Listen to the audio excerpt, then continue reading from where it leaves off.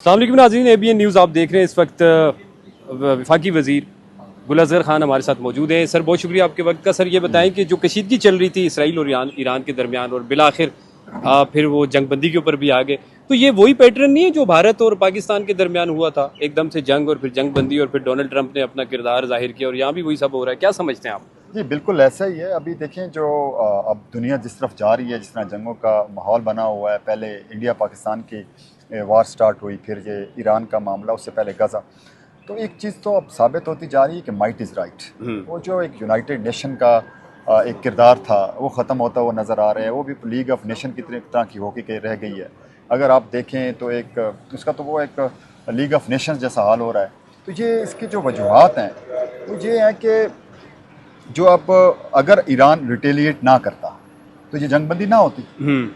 अगर वो उसकी जो मिसाइल की पावर है वो ना होती, वो इसराइल को हिट ना करती, अमेरिकन कैडों को, तो कभी भी इसकी जो है जंगबंदी मुझे होती हुई नज़र नहीं आ रही। वरना गज़ा को 7 दफ़ा वीटो किया गया जंगबंदी के लिए। तो इसमें तो मैं अप्रिशिएट करूँगा ईरान को कि ईरान ने जिस तरह जुर्रतमंदी का मुजाहरा किया, जिस तरह उन्होंने अपना आप दिखाया, एज अ नेशन सामने आए और दुनिया की जो सुपर पावर के सामने और उनके अड्डों पे जाके हमला करना, नॉट स्मॉल थिंग। तो ये जो किया, तो इससे ये साबित होता है। और पाकिस्तान में बिल्कुल वही पैटर्न था, आप बिल्कुल ठीक कह रहे हैं। पाकिस्तान में भी रिटेलिएट किया, अपना हक का दिफा किया। पाकिस्तान अपने वक्त पे ठीक था। आज मैं समझता हूँ ईरान भी बिल्कुल ठीक था। उसकी वजह मैं बताता हूँ। देखिए, मैं एक गाड़ी रखता हूँ, मैं एक घर रखता हूँ और मैं अपने घर में AC लगाता हूँ। आप मेरे हमसाए हैं, तो मैं कैसे कह सकता हूँ भाई आप गाड़ी ना रखें? मैं कैसे कह सकता हूँ कि आप, तो कैसे हो सकता है कि वो एक इंडिपेंडेंट कंट्री, आप एक इंडिपेंडेंट, आप कहते हैं जी हमने तो एटॉमिक पावर बनना है, दूसरा नहीं बन सकता?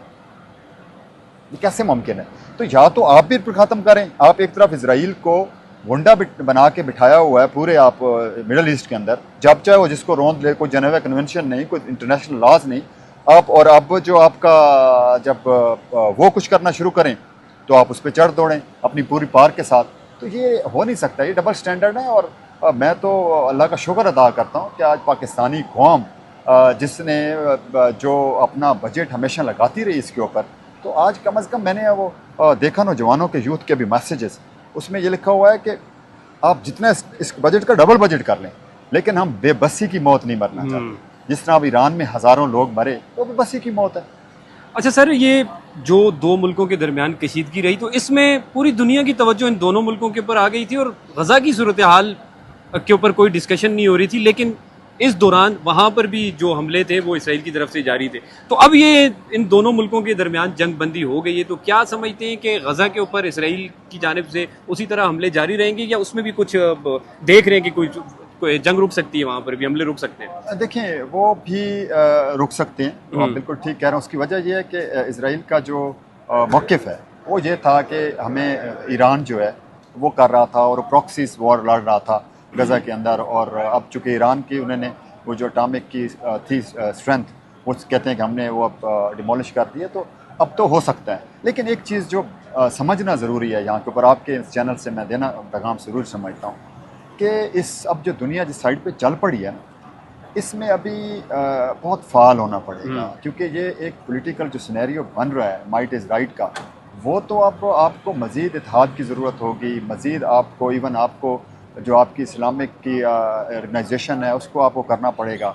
आपकी जो इवन अपने हमसायों के साथ, इवन चाइना है, रशिया है, उस तरह के ब्लॉक्स में जाना पड़ेगा। क्योंकि ये एक छोटी चीज़ नहीं है, ये सिर्फ एक चिंगारी है।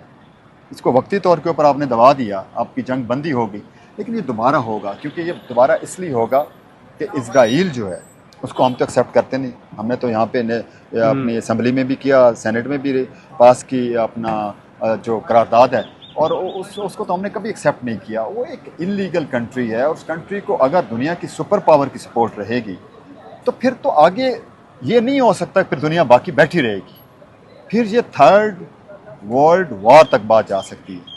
और जो पाकिस्तान को मैं देख रहा था, कुछ यंगस्टर्स कह रहे थे अगली बारी पाकिस्तान की, पाकिस्तान को इतनी छोटी चीज़ नहीं है कि अगली बारी को इतनी लगाना आसान है। हम तो कहते हैं कल के बजाय आज आ जाएं, हम तो तैयार बैठे हैं। ये थोड़ी होता है कि हम जंग से हम तैयारी करते हैं, हमारी तैयारियां पूरी हैं। Pakistan is one of the most powerful country in the world जो डिफेंस वाइज है, तो हम उनको भरपूर जवाब देंगे। लेकिन हैविंग सेड, हम जंग नहीं चाहते, और ना कोई मुसलमान जंग चाहता है, लेकिन जंग जब थोपी जाती है तो उसका जवाब दिया जाता है। सर आखिर में मुझे ये बता दें कि ये जो पाकिस्तान ने फैसला किया है डोनाल्ड ट्रंप को नोबेल प्राइज़ देने का, क्या ये दुरुस्त फैसला है?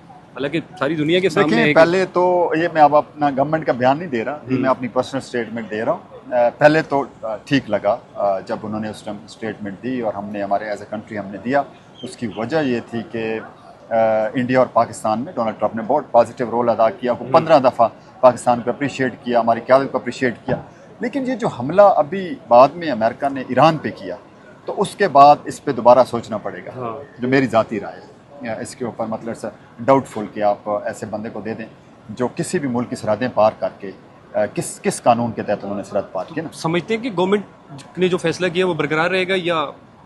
देखिए अब ये तो अभी आउटकम्स आएंगे। ये जो अभी जंग बंदी हुई है उसमें अमेरिका कितना किरदार अदा करता है, तो उस पर we can rethink and we can rethink करना चाहिए। बहुत शुक्रिया।